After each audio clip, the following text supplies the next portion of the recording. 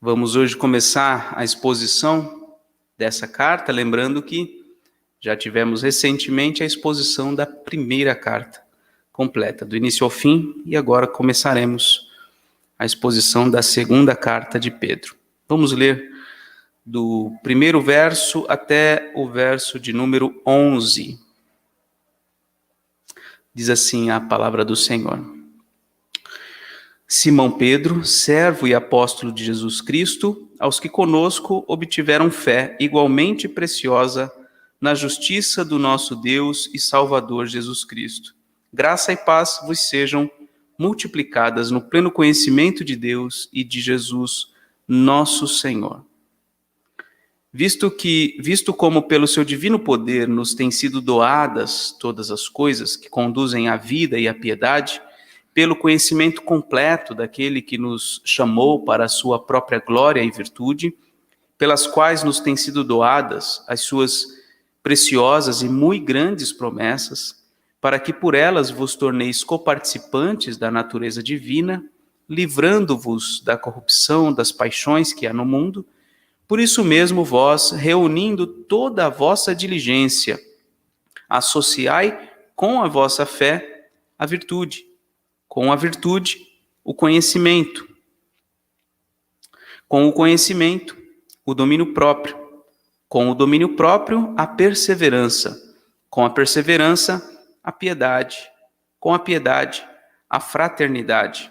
Com a fraternidade, o amor.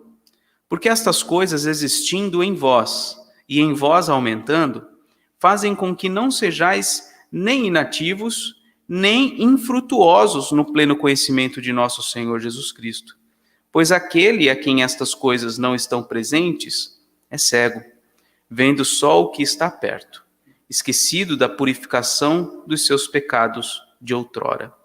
Por isso, irmãos, procurai com diligência cada vez maior confirmar a vossa vocação e eleição, porquanto, procedendo assim, não tropeçareis em tempo algum, pois desta maneira é que vos será amplamente suprida a entrada no reino eterno de nosso Senhor e Salvador, Jesus Cristo. Te damos graças, Senhor, por esta palavra e pedimos a Deus que pela iluminação do Teu Espírito possamos entendê-la e vivê-la na prática. Assim oramos em nome de Jesus. Amém. O apóstolo Pedro escreveu sua segunda carta provavelmente muito próximo do seu martírio, pouco tempo antes de ele ser martirizado. E tudo indica que Pedro foi morto também por crucificação, mas de modo diferente da de Jesus. Ele foi crucificado de cabeça para baixo na cidade de Roma. Provavelmente ele está em Roma aqui, assim como estava quando escreveu a primeira carta.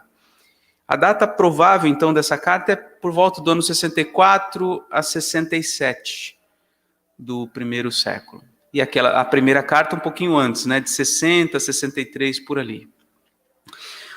Então, essa carta provavelmente foi escrita em Roma e também provavelmente foi escrita para os mesmos destinatários da primeira carta. Se você voltar lá em 1 Pedro, capítulo 1, versículo 1, você vai ver que Pedro se dirige aos irmãos que viviam dispersos na região da Ásia Menor, forasteiros, do Ponto, Galácia, Capadócia, Ásia, Bitínia. Então, provavelmente esse era o mesmo grupo a quem Pedro se dirige aqui na segunda carta. Com a primeira carta, que foi exposta há pouco tempo atrás aqui na igreja, Pedro encorajou os crentes a permanecerem firmes em meio ao sofrimento. Se você ouviu com atenção a exposição da primeira carta, você vai se lembrar de muitas vezes ter sido falado sobre o sofrimento. Porque esse era o contexto que os irmãos estavam vivendo naqueles dias. Eles eram perseguidos, eles viam seus bens sendo saqueados, seus irmãos sendo mortos. Esse era um contexto da primeira carta e Pedro os encoraja a olhar para o Senhor, olhar para as suas promessas. Ele escreveu como a igreja deveria lidar com os inimigos de fora da igreja, que causavam sofrimento aos crentes. Foi o assunto principal da primeira carta. Nessa segunda carta, Embora os cristãos certamente ainda estivessem sofrendo perseguições, Pedro escreve para encorajá-los a permanecerem firmes diante de outro inimigo. Não mais os inimigos de fora que atacam a igreja, mas agora, na segunda carta, Pedro vai encorajar os irmãos a permanecerem firmes diante dos inimigos que surgem dentro da própria igreja. No meio da igreja, os falsos ensinos trazidos por falsos mestres. Então, tenha em mente isso. A primeira carta lidou basicamente com o sofrimento que é causado dos de fora para os de dentro. Agora, na segunda carta, ele vai lidar com um outro problema. Um problema que surge no meio da igreja, por meio de ensinos falsos, por meio de falsos mestres. Nós somos chamados, então, como povo de Deus, nessa segunda carta, a perseverar no ensino apostólico e tomar cuidado para não sermos enganados por falsos ensinos que chegam até nós por falsos mestres, que se infiltram em nosso meio e até parecem ser bons cristãos. Então, nós somos chamados a isso, tenhamos isso em mente. O tempo todo, ao longo das próximas semanas, que nós somos chamados a perseverar no ensino apostólico e tomar muito cuidado para não sermos enganados por falsos ensinos. Hoje nós vamos olhar com mais atenção esses 11 primeiros versos e nós veremos que Deus nos dá e somos responsáveis por desenvolver todas as coisas que nos conduzem à vida e à piedade. Então, o apóstolo Pedro, ele começa falando basicamente sobre vida e piedade, e ele diz que a vida e a piedade é tanto obra de Deus, como é também responsabilidade nossa. Isso é importante a gente saber para a gente estar preparado para resistir ao falso ensino. Nos textos seguintes a gente vai ver especificamente isso aparecendo na carta. Mas por hora, então, nós vamos ver 2 pontos. Primeiro, do versículo 1 ao versículo 4. Que Deus nos dá todas as coisas que nos conduzem à vida e à piedade. Deus nos dá todas as coisas que nos conduzem à vida e à piedade. Esse é o primeiro ponto. Veja o versículo 1, que Pedro se identifica como servo e apóstolo. O que é servo? A palavra servo em grego é a palavra escravo. Então, ele se identifica como escravo. E ele diz que ele é apóstolo. Esse é um termo, né, que indica que ele é alguém que é um mensageiro enviado na autoridade de Jesus Cristo. Então, isso o distingue dos demais, né? Não vou entrar aqui a fundo nesse assunto, mas é importante você saber que os apóstolos, que devem ser chamados de apóstolos, são aqueles que caminharam com Jesus, aqueles primeiros que foram escolhidos, exceto Judas, porque ele foi por um caminho distante da graça do Senhor, e o apóstolo Paulo posteriormente. Então Pedro se identifica assim: eu sou um escravo de Jesus, eu sou um enviado na autoridade de Jesus. E esse apóstolo Pedro, se você conhece a sua história, você sabe que ele teve que aprender... Obrigado. Você sabe que ele teve que aprender e ser transformado pela graça de Deus. Ele era uma pedra bruta, né, que precisou ser lapidado, precisou aprender muitas coisas, e ele agora, depois de ter sido transformado em diversas áreas da sua vida, ele tem muito a nos ensinar. Nesses primeiros 4 versos, ele ensina enfaticamente a respeito da maravilhosa graça de Deus que nos dá tudo o que é necessário para a vida e para a piedade. Observe o versículo 3. Visto como pelo seu divino poder nos têm sido doadas todas as coisas que nos conduzem à vida e à piedade. E eu creio que é necessário agora, inicialmente, a gente entender o que ele quer dizer por vida e o que ele quer dizer por piedade. Vida, sem dúvida, é a vida eterna, é a comunhão com Deus, é a vida espiritual. Essa é a vida que ele está se referindo. Deus nos dá tudo que nos conduz a isso, a ter comunhão com Deus, a ter vida espiritual, a ter vida eterna. E piedade? Piedade é a vida espiritual, essa vida que Deus nos dá, se manifestando no dia a dia. É a vida como um todo, sendo vivida sobre o fundamento da fé bíblica, expressando as virtudes cristãs. Uma vida piedosa é uma vida baseada na fé bíblica, uma vida prática, condizente com a revelação de Deus na palavra. Em outras palavras, Pedro nos ensina que Deus é quem nos salva e nos faz viver como salvos. Ele é quem nos vivifica em Cristo e quem nos faz viver como ressurretos em Cristo. Então, vem de Deus tudo isso. Esse é o ponto que eu quero destacar nesses 4 primeiros versículos. Vem de Deus isto. Vamos ver 4 coisas, então, que Pedro nos diz que vem de Deus. Versículo 1. A fé em Cristo. Olha só, Simão Pedro, servo e apóstolo de Jesus Cristo, aos que conosco obtiveram fé, igualmente preciosa na justiça do nosso Deus e Salvador Jesus Cristo. Então, a primeira coisa que vem de Deus, a fé em Cristo. Os destinatários dessa carta são aqueles que, segundo Pedro, obtiveram fé preciosa na justiça de nosso Senhor Jesus Cristo. E algumas coisas a gente precisa notar aqui. Primeiro, que a fé dos crentes não é algo natural, não é algo que é fruto de uma escolha pessoal, não é o resultado de um esforço, não é uma conquista. A fé, em segundo lugar, essa fé não é uma crença supersticiosa, um pensamento positivo a respeito de que o impossível vai acontecer, o meu milagre vai chegar, não é nada disso.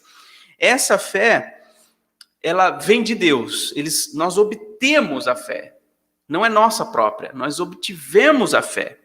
E essa fé é a crença inabalável na justiça do nosso Deus e Salvador Jesus Cristo, ou seja, é uma fé que se direciona para Jesus. Não é para o milagre, não é para aquilo ou para aquilo que a gente quer, que a gente deseja, é para Jesus. A fé bíblica é a fé em Cristo. É a confiança inabalável na divindade de Cristo. Veja que Pedro identifica Jesus como Deus, nosso Deus e Salvador Jesus Cristo.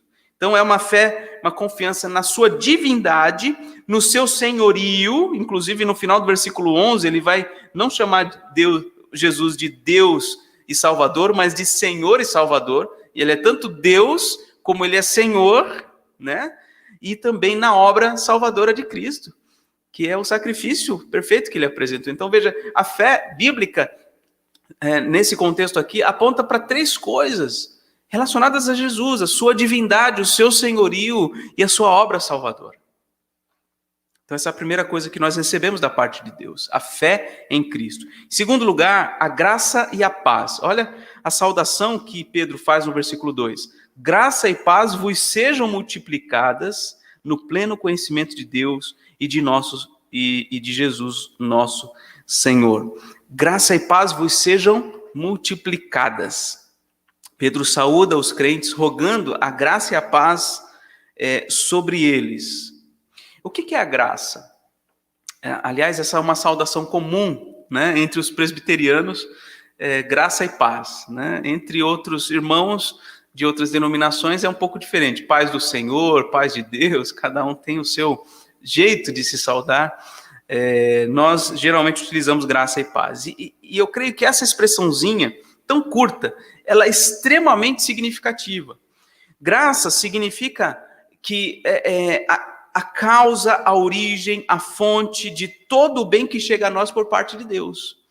Então a graça é da onde vem tudo que nós recebemos da parte de Deus. E a paz é o resultado de todo o bem que Deus faz por nós.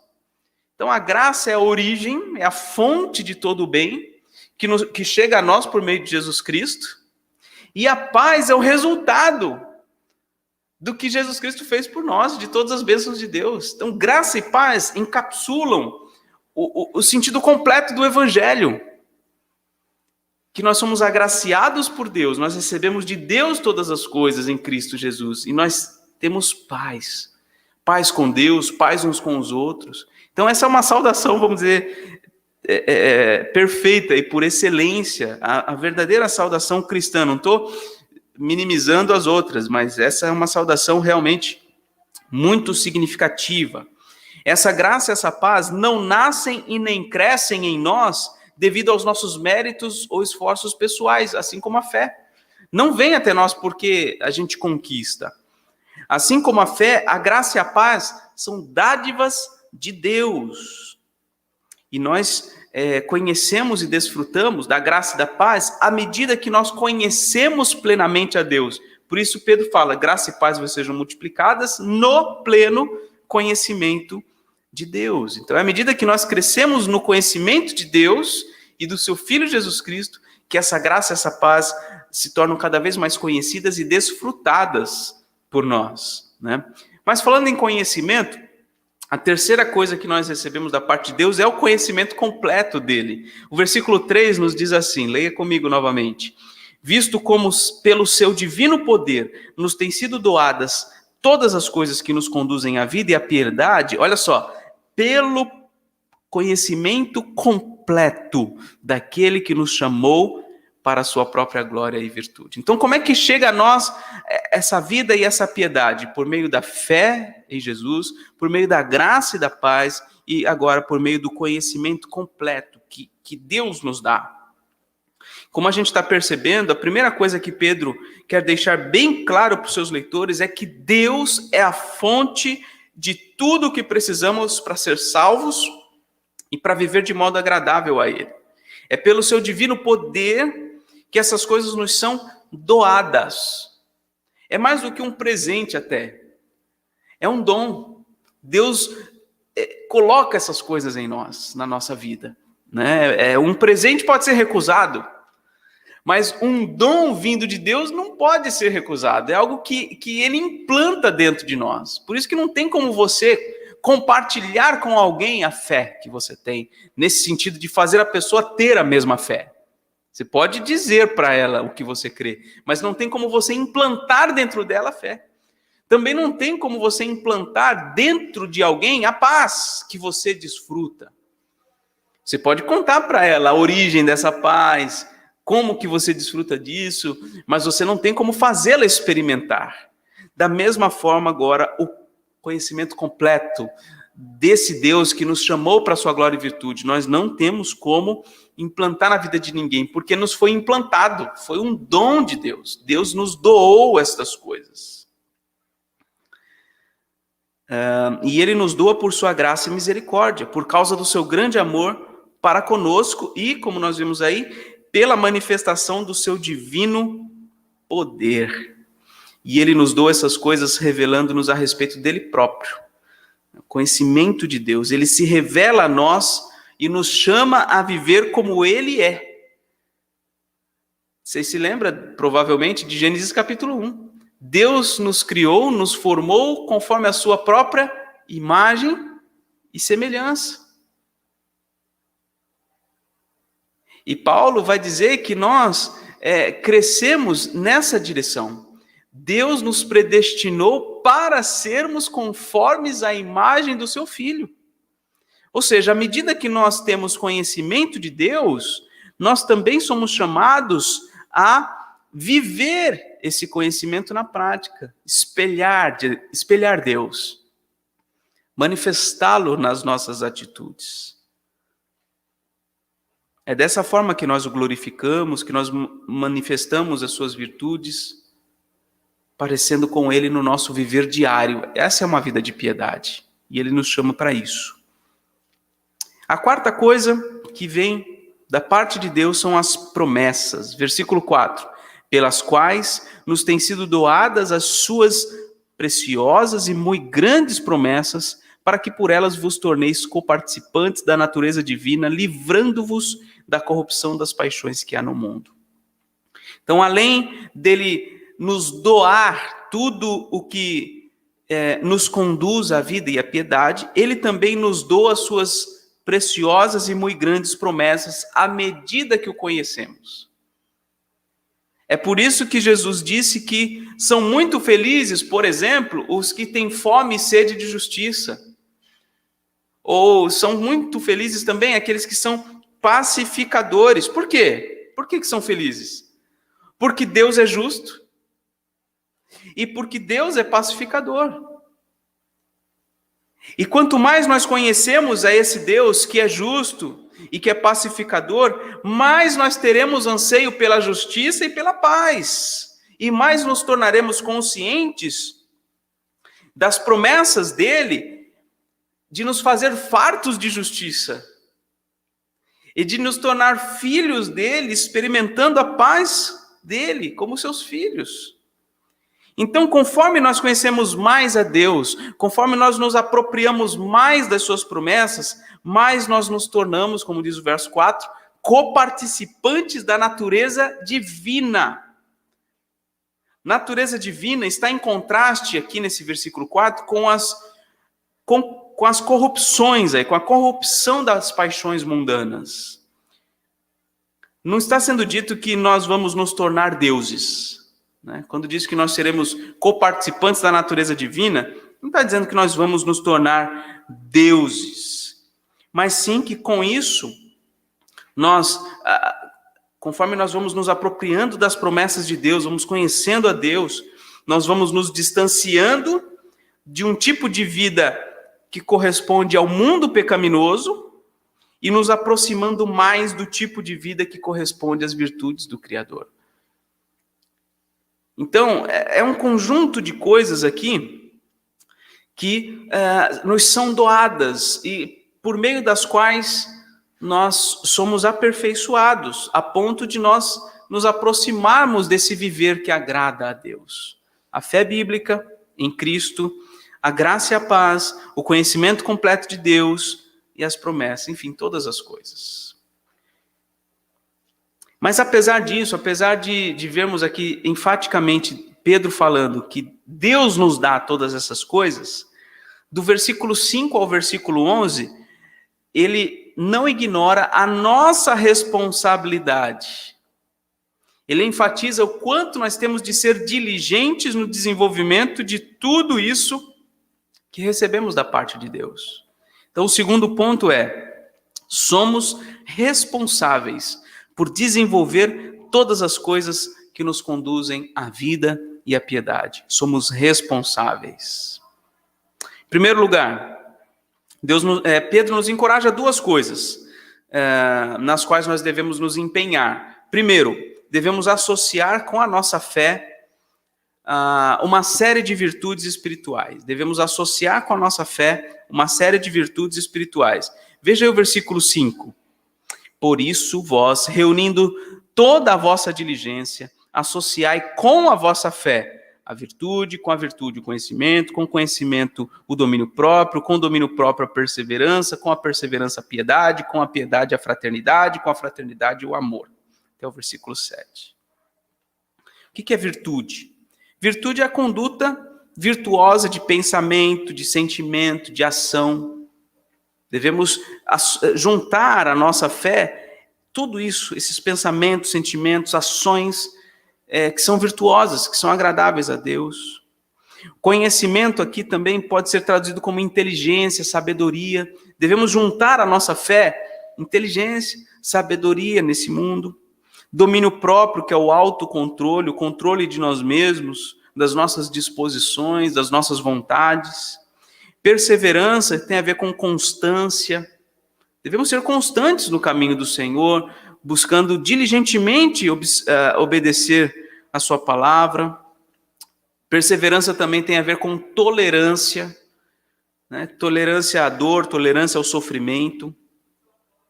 Ele fala de piedade. Piedade também pode ser entendida como reverência, como fidelidade a Deus. Ele também fala de fraternidade, amor, o amor fraterno uns pelos outros. Então, tudo isso tem que ser associado à fé. Muita gente acredita que pode ter uma fé independente de pessoas, independente de um corpo, de uma igreja, de uma comunidade de discípulos de Jesus. Mas a gente não pode fazer isso. O mandamento bíblico associe a essa fé que você diz que tem em Jesus, essas virtudes, todas essas virtudes. Isso tudo faz parte da vida cristã. Além da fé, a gente tem que apresentar tudo isso. E essas coisas, diz o versículo 9, Veja só, porque estas coisas existindo em vós e em vós aumentando, fazem com que não sejais nem inativos, nem infrutuosos no pleno conhecimento de nosso Senhor Jesus Cristo. Ou seja, essas coisas devem existir em nós e devem aumentar em nós. Dessa forma, nós seremos cristãos ativos, produtivos e sempre conscientes da obra de Deus em nós. Se essas coisas não estiverem presentes na nossa vida e aumentando em nós, então nós estamos sendo cristãos preguiçosos, estéreis e cegos para o que Deus já fez na nossa vida, purificando-nos do pecado. Então, a primeira coisa aqui que nós devemos nos empenhar é em associar com a nossa fé essas virtudes espirituais. E a segunda coisa que nós devemos fazer, nos empenhar, é por confirmar a nossa vocação e eleição. Veja aí o versículo 10. Por isso, irmãos, procurai com diligência, cada vez maior, confirmar a vossa vocação e eleição.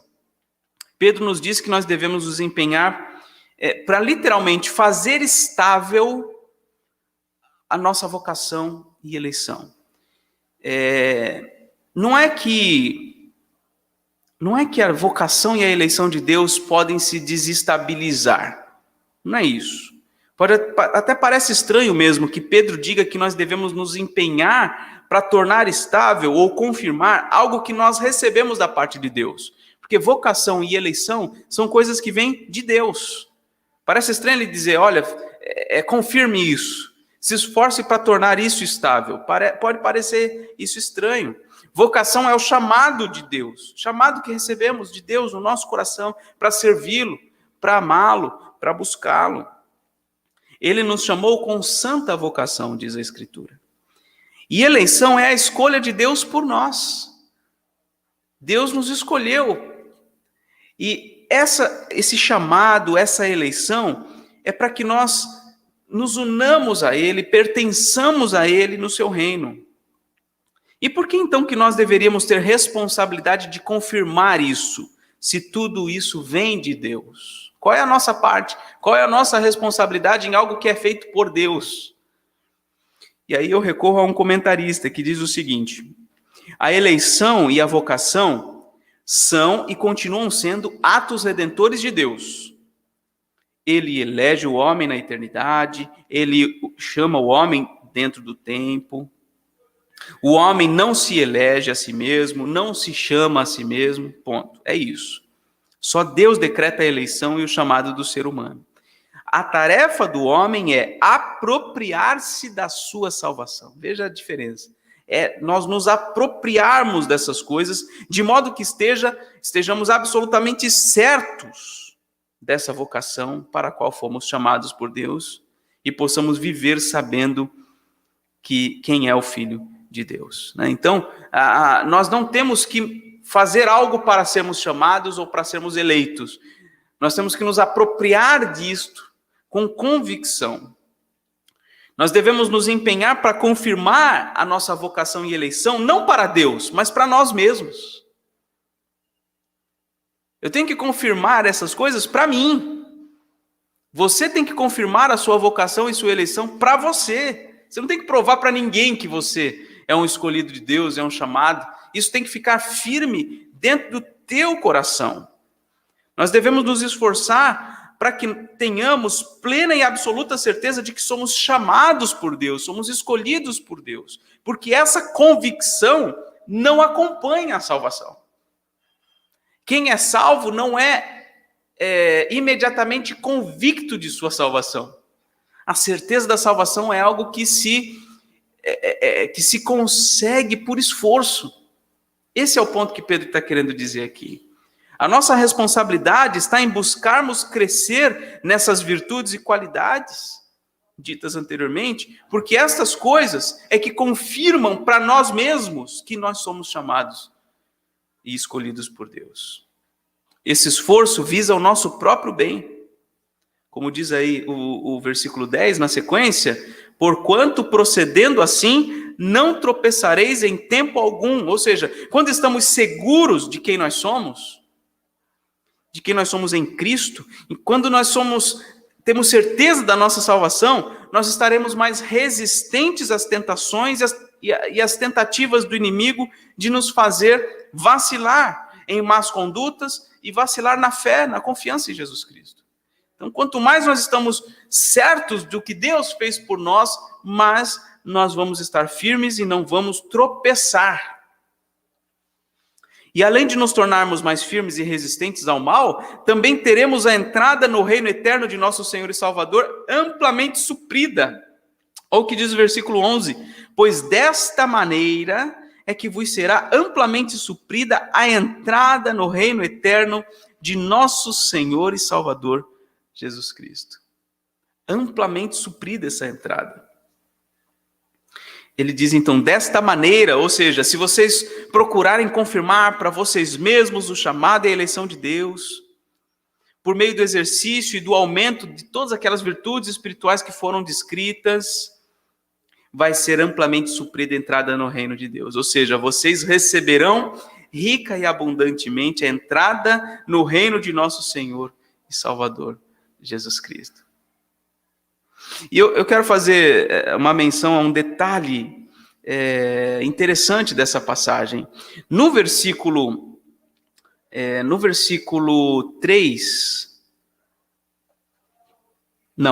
5, diz assim: por isso mesmo, vós, reunindo toda a vossa diligência, associai, é um imperativo, associai com a vossa fé a virtude, o conhecimento, etc. Essa palavra, traduzida por associai, é a mesma palavra que no versículo 11 é traduzida por suprida.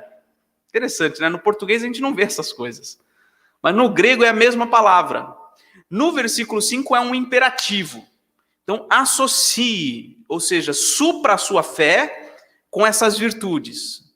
É um mandamento, é uma obrigação sua. No versículo 11 não é um imperativo.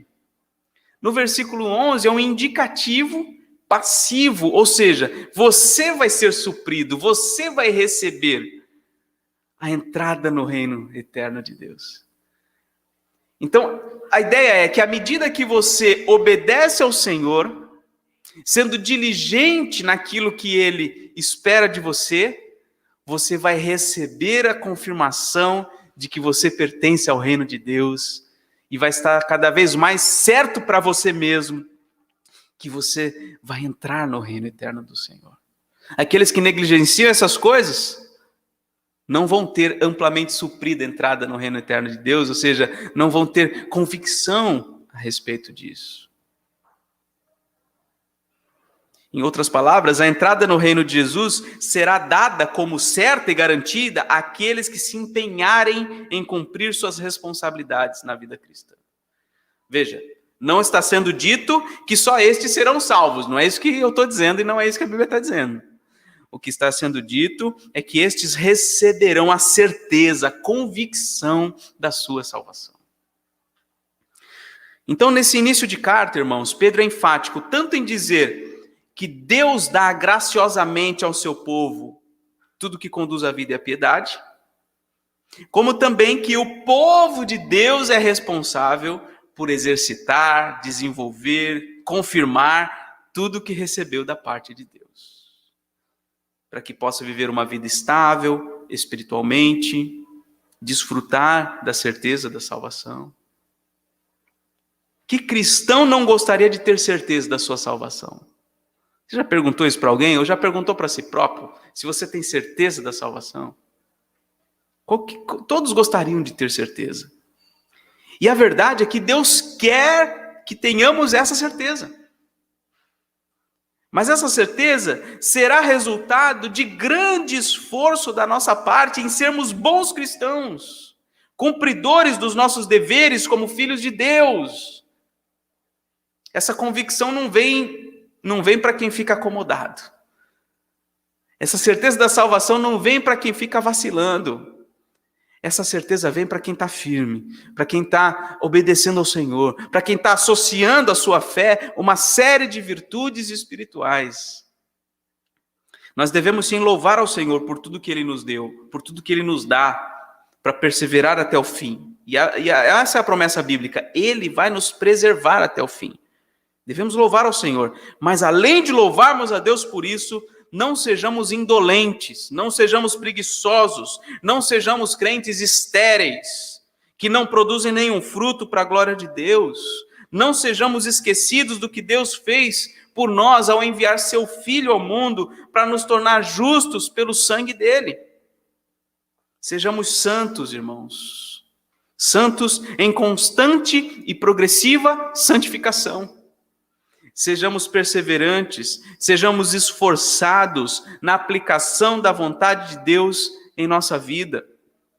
Isso tudo vai nos fortalecer e vai nos proporcionar a tão desejada certeza da salvação. Quanto mais a gente se esforçar pela causa do reino de Deus, quanto mais nós teremos certeza da nossa salvação. E eu acho que isso todo mundo quer ter, né?